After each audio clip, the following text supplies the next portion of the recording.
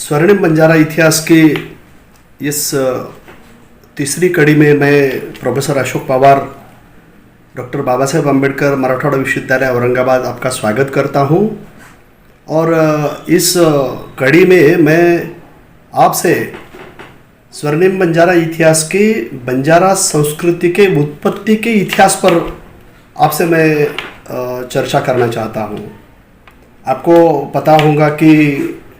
बंजारा ये जो जमाती है ये कोई एक जमाती नहीं है, तो ये अनेक जमातियों का एक समूह है। इसीलिए ऐसे बंजारा जमाती पर डच आर्काइव रहो, फ्रेंच आर्काइव रहो, ब्रिटिश आर्काइव रहो, उर्दू रहो, फारसी रहो, मोडी रहो, डिंगल भाषा रहो, गुजराती रहो, मेवाड़ी रहो, मारवाड़ी रहो, पंजाबी रहो, हर भाषा में बंजारा संस्कृति, वीरता और शूरताओं का इतिहास, स्वर्णिम इतिहास इसमें उजागर किया गया है। और हर काल में, हर वेश में, हर परिवेश में, हर देश में इस संस्कृति के बारे में चर्चाएं की जाती है, लिखा जाता है, लिखा गया है। मगर स्वर्णिम बंजारा इतिहास के लेखन को लेकर खास तौर पर जो बातें उजागर होनी चाहिए थी वो बातें आज तक उजागर नहीं हो पाई है, क्योंकि बंजारा संस्कृति और उत्पत्ति के इतिहास पर आज हम आपसे खासकर चर्चा करना पसंद करते हैं। आपको पता होगा कि हम किसी विषय वस्तु को लेकर जब चर्चा करते हैं तो हमारे लिए संदर्भ बहुत महत्वपूर्ण होते हैं, साधन बहुत महत्वपूर्ण होता है, साधन सूचिता हमारे लिए बहुत महत्वपूर्ण होती है। इसलिए आज की कड़ी में हम बंजारा उत्पत्ति के इतिहास की चर्चा करने वाले हैं। आपको पता होगा कि इस सृष्टि के उत्पत्ति से ही बंजारा संस्कृति का उदय हुआ है। मैं ऐसा अगर आपसे कहूँ तो शायद वो गलत नहीं होगा, क्योंकि जब सृष्टि की उत्पत्ति हुई थी तब पृथ्वी पर केवल मनुष्य, वृक्ष, पशु का वास होता था। मगर बंजारा संस्कृति को हमने बंजारा युग के तौर पर भी अगर हमने पेश किया तो शायद वो गलत नहीं होगा, क्योंकि बंजारा संस्कृति यह एक चलायमान संस्कृति है। चलायमान संस्कृति का अर्थ चलता फिरता चलने वाला अस्थिर समाज और जाति का समूह होता है, अनेक जातियों का समूह होता है। इस बंजारा संस्कृति के उत्पत्ति के बारे में अगर हम उसको बंजारा युग के परिभाषा में अगर हम परिभाषित करते हैं तो शायद वो भी गलत नहीं होगा, ऐसा हम कह सकते हैं। क्योंकि बंजारा युग में मनुष्य हजारों लाखों पशुओं का झुंड लेकर अन्न की खोज में घूमता फिरता था। और आपको पता होगा कि उस समय ज़्यादातर मनुष्य एक जगह से दूसरी जगह घूमता था, जहाँ पशुओं के लिए पर्याप्त मात्रा में घास, मनुष्यों को खाने के लिए पर्याप्त मात्रा में वन साधन हो और आसपास में पानी पीने के लिए झील, सरोवर, तालाब ये बातें हो। मगर आपको पता होगा कि बंजारा संस्कृति में हजारों साल से जो ये संस्कृति का उदय हुआ है, इतना ही नहीं तो सृष्टि की उत्पत्ति का मूल इतिहास ही बंजारा संस्कृति है, ऐसा भी कहा तो शायद यहाँ ज़्यादा औचित्यपूर्ण रह सकता है, ऐसा हमारा कहना है। क्योंकि जब बंजारा संस्कृति के उत्पत्ति के इतिहास के बारे में जब हम बात करते हैं तब हमें कुछ संदर्भ यहाँ दिखाई देते हैं। कुछ संदर्भ हमें ऐसे दिखाई देते हैं कि विज्ञान अंक अक्टूबर 1939 यानी आज से करीबन 80 साल पहले एक आदि मानव नामक का एक ग्रंथ लिखा गया और उस ग्रंथ के अनुसार बंजारा संस्कृति यही सृष्टि की उत्पत्ति की संस्कृति है, ऐसे उसमें उजागर किया गया है। अगर उनके ही शब्दों में अगर हम बात करने की कोशिश करते हैं तो वन में फिरने वाले, पशुओं को पालने वाला, पशुओं का खतरा ज़्यादा रहने के पश्चात भी उन वन्य पशुओं को, पशु पक्षियों को, जंगली पशु पक्षियों को अपने अधीन कर उसका पालन पोषण कर मनुष्य के उपयोग में लाने वाला अगर कोई अदीम हो तो वो बंजारा है। ये बात हम यहाँ उजागर करने की कोशिश करते हैं। इसीलिए बंजारा जनजाति अदीम होने के साथ साथ वह सब संस्कृति की मूल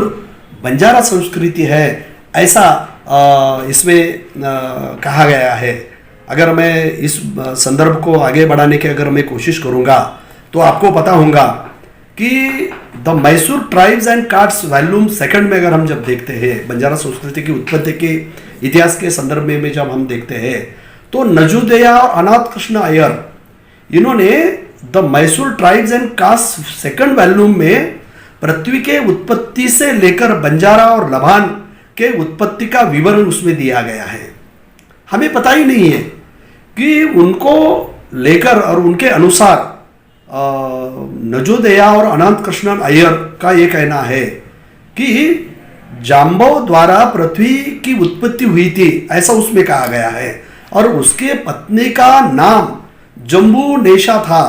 और इस दंपति को हेमु मुनि और रुद्र और रक्तमणि नाम के 2 पुत्र हुए थे,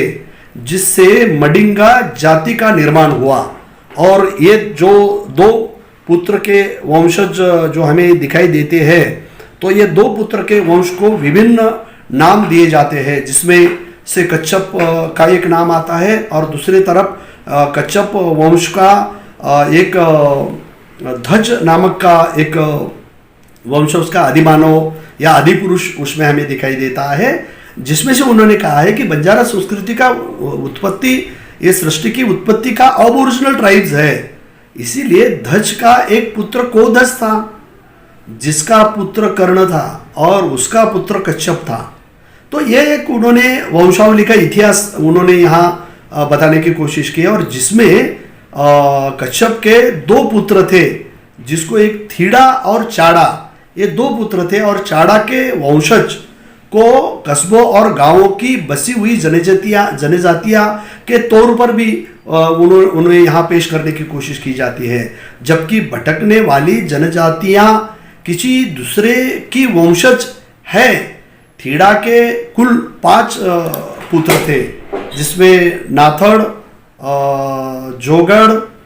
खिमाड़, मोटा और मोला, ये 5 पुत्रों का वंश का अगर हम इतिहास देखते हैं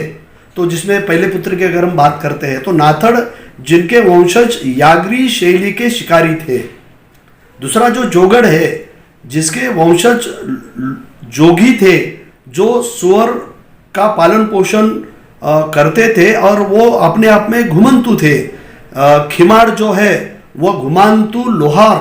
के पूर्वज थे, जिन्हें बेलू कुमार कहा जाता है। यानी लोहार जमातियाँ ये बंजारा जनजातियों की अब ओरिजिनल ट्राइब्स में से एक है, ऐसे उसमें हमें दिखाई देता है। और इतना ही नहीं, जब हम चौथे वंशज की अगर बात करते हैं तो मोटा, जिसने लभानों को जन्म दिया, लभान जाति के वंशज या आदिपुरुष के तौर पर अगर हम उसको देखते हैं तो लभानों को जन्म देने वाला मोटा वंशज का आदिपुरुष था। और जो मोला था, जो बंजारों के पूर्वज है। ऐसे एक वंशावली का इतिहास हमें यहाँ खास करके हमें दिखाई देता है। जब इस बात को हम उत्पत्ति की इतिहास के बारे में और वंशावली के इतिहास के बारे में जब हम इस चर्चा को विस्तार से आगे बढ़ाने की जब कोशिश करते हैं तो कथा कहानी और वैज्ञानिक तौर पर और संशोधन के क्षेत्र पर जो बातें नजोदया और उन्होंने ट्राइब्स इन इंडिया, जो उसको हम द मैसूर ट्राइब्स कास्ट में उन्होंने जो बात उजागर की है, तो उन्होंने आगे इस बात को विस्तार से यह कहने की कोशिश की है कि एक वंश सुग्रीव के साथ शुरू होता है और जिसने रामायण के अनुसार अपने भाई की विधवा तारा से शादी की और थीड़ा को अपने वंशजों में से एक के रूप में उसका उल्लेख उन्होंने किया है। उसके बाद उसका बेटा मोला कृष्ण का एक परिचारक था और कृष्ण ने दुनिया छोड़ने से पहले अपने अनुयायियों को, सभी हजारों गोपी कन्याओं को और माता राधा को छोड़कर अपने अनुयायियों के पास उन्होंने उसको छोड़ा था। और मोला जो उस समय अनुपस्थित था और वो क्रोधित हुआ और उन्होंने क्रोधित होकर उन्होंने खुद को और असुरक्षित समझा और अपने मालिक कृष्ण और उस पर उन्होंने कहा है कि उसको जो ये इस बातों का पता चला है कि उसको छोड़कर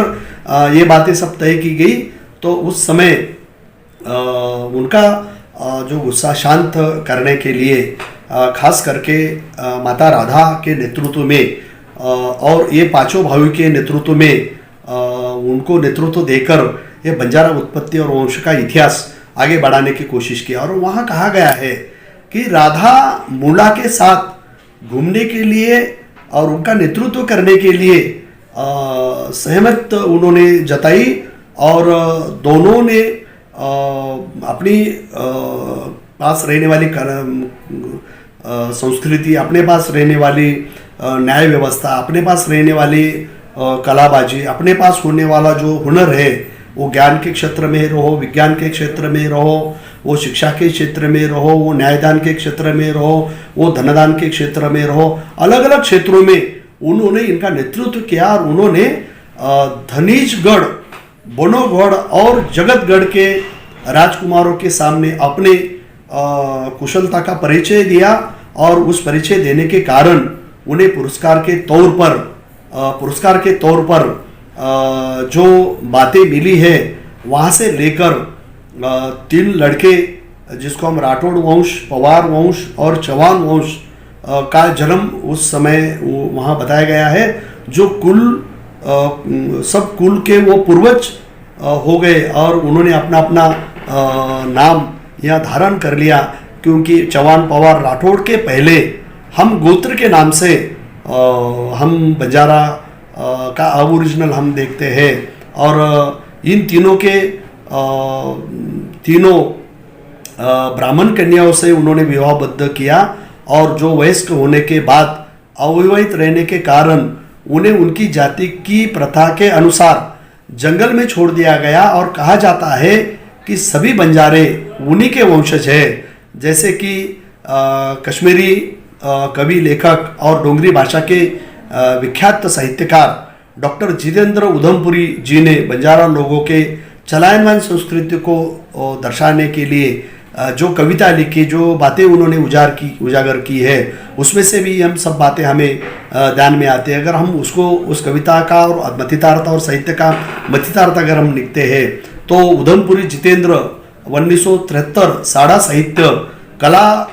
ललित कला साहित्य के साहित्य अकादमी जम्मू कश्मीर, जम्मू पन्ना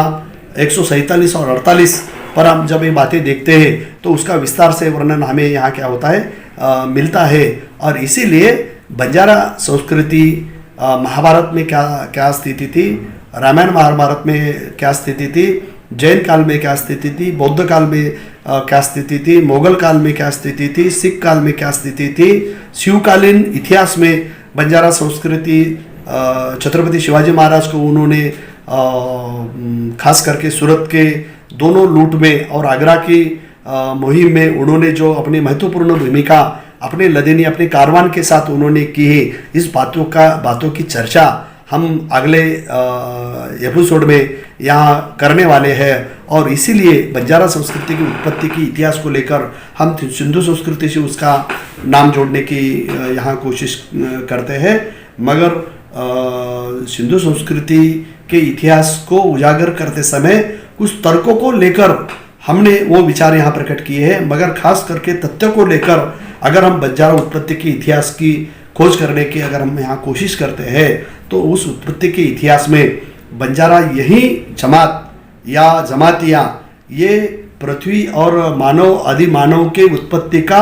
ओरिजिनल ट्राइब्स है, ऐसा भी अगर हमने कहा तो शायद वो अनुचित नहीं होगा। अगली चौथी कड़ी में हम आपसे अलग विषय को लेकर यहाँ 100 एपिसोड की श्रृंखला में ये तीसरा एपिसोड आपको अच्छा लगे तो कृपा करके उसको लाइक करें और हमें सचेत करें कि उसमें और कोई जानकारी आप बढ़ा सकते हैं। आपका स्वागत है। मैं प्रोफेसर अशोक पवार आपका स्वागत करता हूँ। धन्यवाद। जय लक्कीशाह, जय शिवालाल, जय शहीद बिलास, जय मल्लू की, जय गोविंद गुरु।